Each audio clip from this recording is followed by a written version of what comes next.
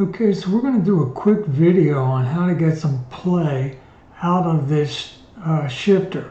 So this thing's been hit once and the shaft has been welded back together. I don't know what kind of abuse it took, but we're going to go ahead and try to straighten this out. So the first thing we'll do is take off the foot pedal, give ourselves a little room. Then we'll go ahead and take the side cover off and we'll try to figure out what's wrong with this thing. So we'll pull that out. I should have probably loosened the clutch up before I tried to take the side cover off, but you just want to turn that clockwise and that will give it more play. So we get that out of the way. Then this is all jammed up. So it's not in the proper place and it's stuck together and I'm battling trying to get it out.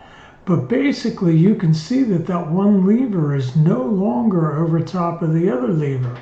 And so that's what the problem was. But it was jammed on there. I had to use pliers to free it up. Then I was able to put it back into its place. So I put it back into its place.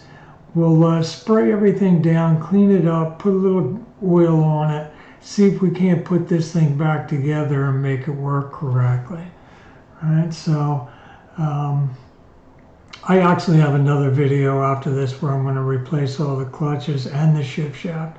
But right now I just wanted to see if I could take the play out of this thing. So I got it back together. I'm going to go ahead and adjust the clutch.